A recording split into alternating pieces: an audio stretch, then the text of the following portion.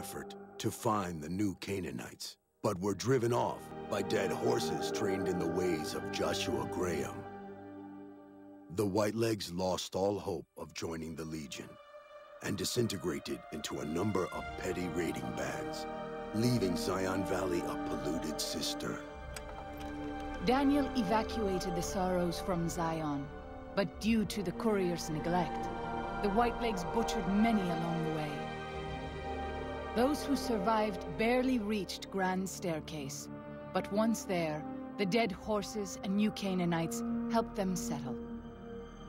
The unfamiliarity of their new surroundings and the loss of loved ones evoked a terrible and lasting grief among the Sorrows.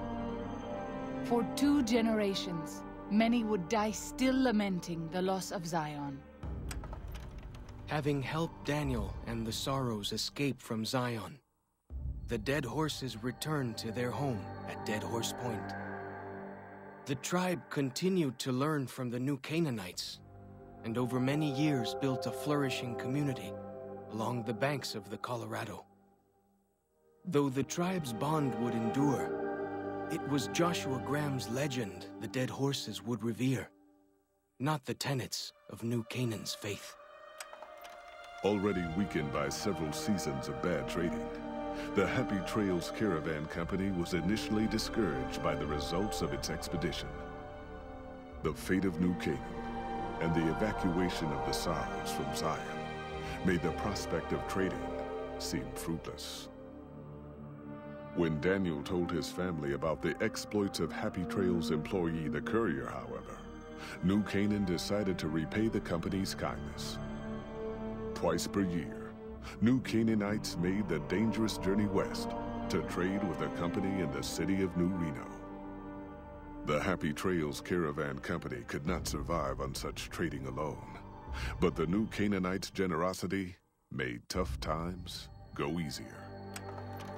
Follows Chalk took the courier's words to heart and decided the big cities of the Mojave Wasteland and NCR were best left unexplored.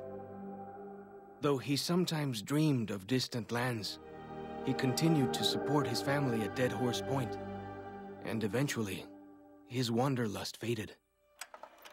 Waking Cloud was distraught when she learned of her husband's death, but took comfort from her tribe and the compassion of the new Canaanites. She forgave Daniel for having concealed her husband's fate from her, and learned to accept his fate. When her grief faded, she took a husband from the Dead Horse tribe. At her bidding, he stayed close to home. After leading the Sorrows from their home in Zion to safety in Grand Staircase, Daniel continued to wonder if he'd made the right choice. He spent his life evangelizing the beliefs of his people to a new generation of young men and women, as his ancestors had for centuries before him. He was happy with his family, but for the rest of his life, there were nights when he awoke with sadness to find he had been dreaming of Zion. And with that, the courier walked out of the history of the tribes of Zion and back to the gathering storm of the Mojave Wasteland.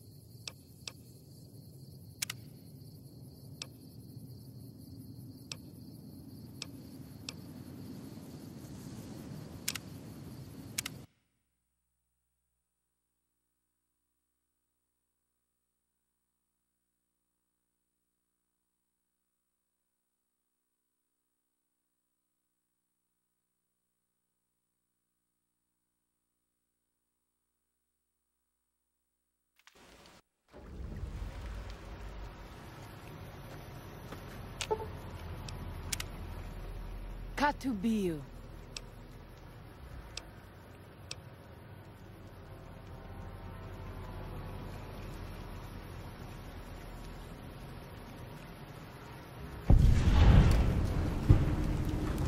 Unless you and Joshua...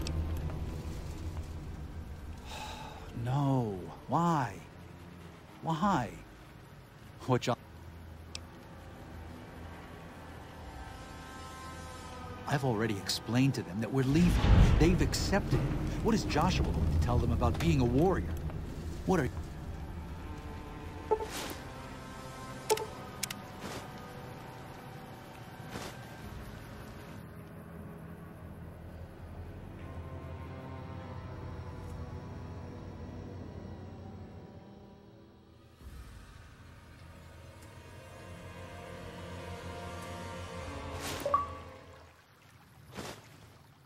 Thank you for this.